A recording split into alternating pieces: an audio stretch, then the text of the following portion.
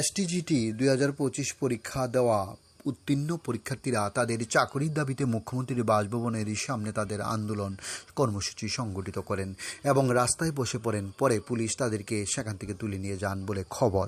ডিউর report, Khowai Times Bangla. আমরা যারা pass করেছি, আমরা 3000 প্লাস পাস করেছি। আমাদের দাবি যত মাত্র আমাদের 700 সিট দিয়েছে মানে চাকরির জন্য। আমাদের দাবি হলো 2176 জন যাদের মানে যোগ্য পাস করেছে, আমরা সবাই যারা পাস করেছে তাদের তো নিয়ে করবে। আর বর্তমানে ভ্যাকেন্সি যা যা আছে সব কটাকে পূরণ করা হোক আমাদের দাবি। প্রত্যেকটা পাস করেছে তার প্রত্যেককে নিয়োগ করা হোক।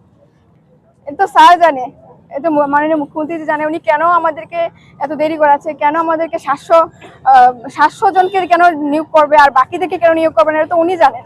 আমাদের দাবি আমাদেরকে সবাইকে নিয়োগ করতে হবে। আর আমি একজন হ্যান্ডিক্যাপ, তো আমাদের দাবি তো আমরা সবাইকে নিয়োগ করতে হবে। আমরা বিশেষ করে আমরা হ্যান্ডিক্যাপ তো আরো আগে অসহায়। আমরা কি আমাদের জায়গা নেই, সবাই মুখে বলে, কেউ কিন্তু অ্যাকচুয়ালি কেউ আমাদের জায়গা দেয় না। আমাদের দাবি সবাইকে নিয়োগ করতে হবে। আমরা হ্যান্ডিক্যাপদেরও বাকি সবাই যারা আছে এখানে ভাই বোন সবাই আসতে পারেনি, সমস্যা থাকতেই পারে।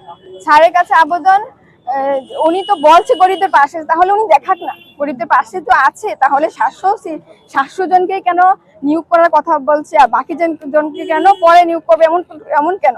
সবাইকে নিয়োগ করো, তাহলে উনি দেখাক যে হ্যাঁ উনি সত্যিকারের পাশে আছে। অনেক খালি আছে। 2019 হ্যাঁ লাস্টে নিয়োগ করা হয়েছে এসটিজিটি। তারপরে